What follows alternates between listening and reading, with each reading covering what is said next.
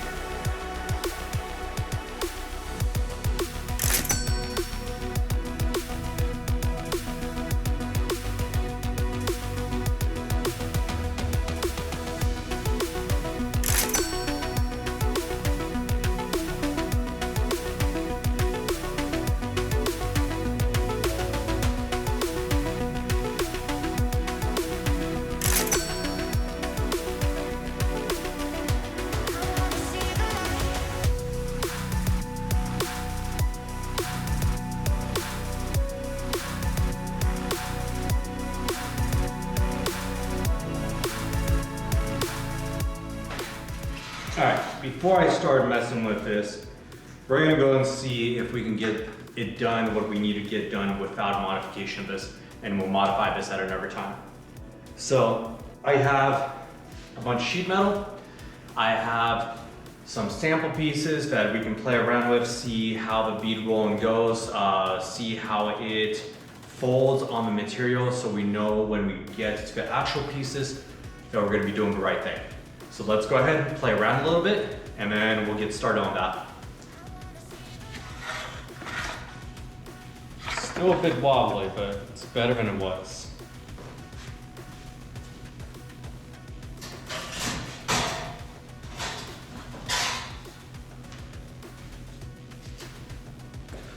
All right, first for starters, we have some, what looks like 20 gauge. I can get my gauge meter out, but I don't think that's all that important. So we're gonna start here, ingest it, and go all the way across.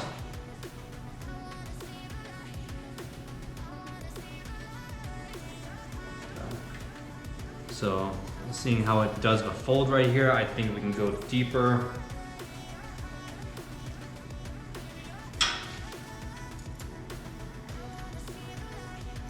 There we go.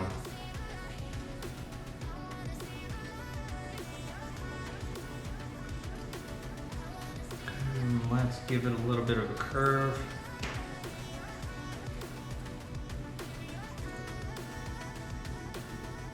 Yeah, we're getting a little bit of an offset right here, so it's not going as deep.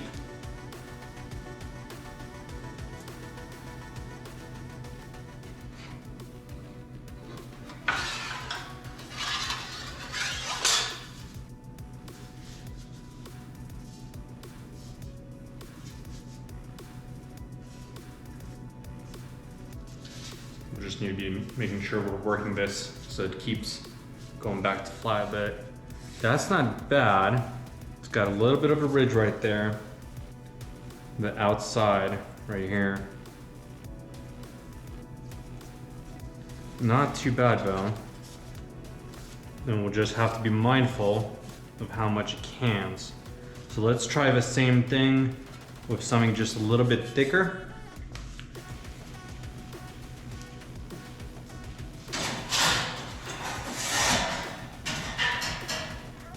Okay, this would be, let's see. No, this will be 20 gauge. That must have been 22. So we'll start from the edge.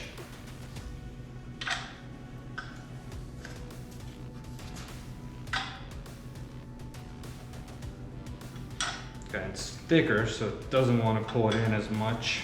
So we got to go less. There we go.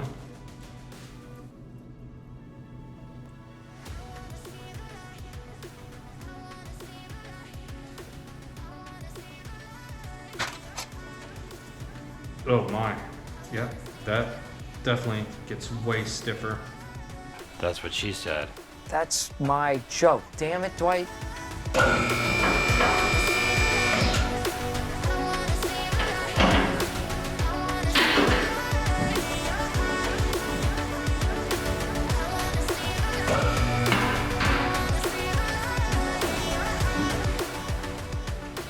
Alright, so here's what we're trying to achieve. We're trying to get the floor from the center bar to the outside frame rail. And we gotta get the seat bracket in here.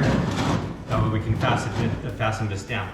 So to do the seat bracket, we're gonna take some 3/8 inch steel and we're gonna put 2 bars across where our rails are gonna mount with this all the way back to the furthest point. And that way, we can only go forward if there's a shorter rider. So let's go ahead and get the frame rail assembled and then mount it up to the seat and see what it looks like.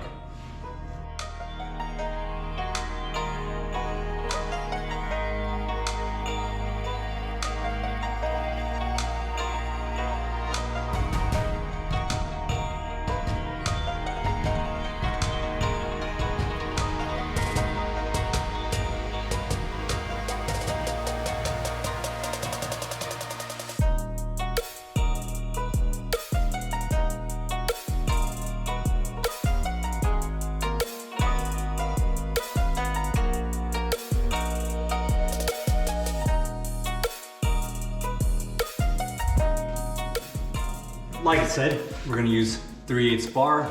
So it's 3/8 by 2 inches. We're gonna take 1 bar across here, 1 up here. That's gonna be the mounting holes for a frame rail for a seat. So we gotta cut it down.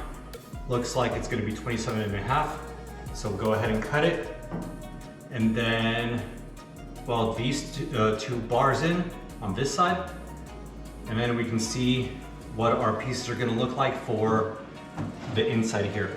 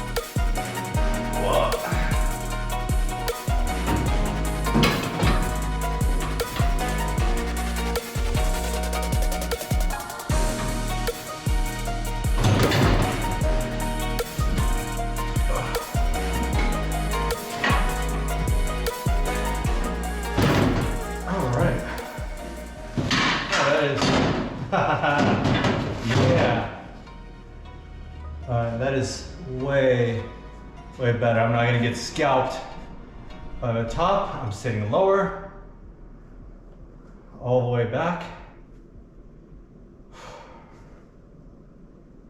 Yeah, I think this will do.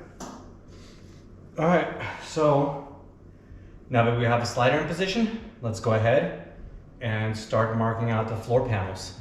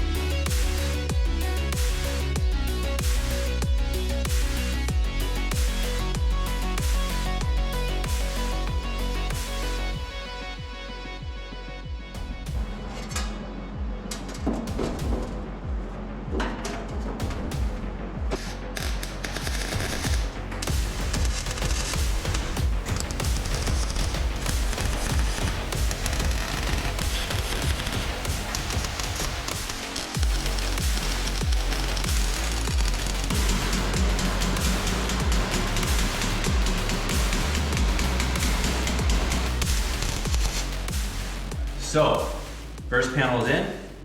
Now, it is a little low. So what we'll do is when we do go finalize everything, strip it down to paint, we are gonna take and hammer it up just a little bit, about 1/8 of an inch, and then put some butyl across the bottom of it to attenuate the acoustics. So, let's move on to our next panel. We'll do the back one, and then we'll do the front one.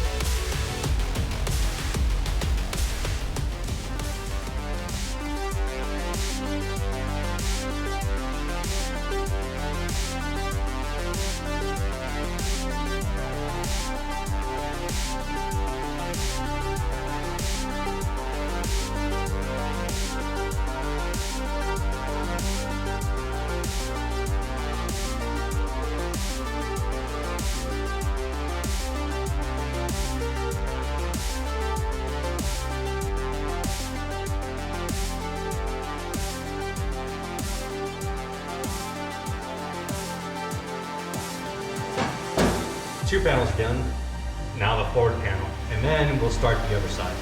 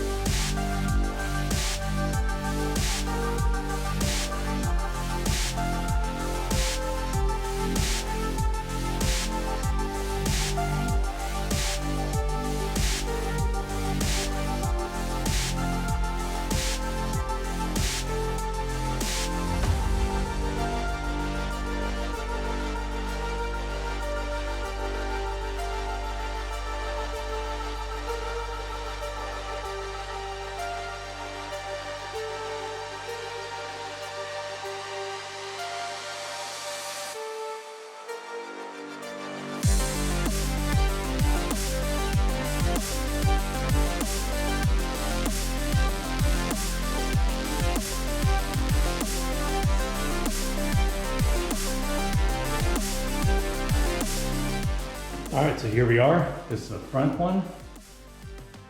And as you can see, put these ribs in here because that's where our feet are gonna be. That way it provides extra grip. So let's go ahead and fit it in. So you can see it's a little bit oil can, but we can massage it into place. What we'll do is we'll tack it on one side and then work it across the other side.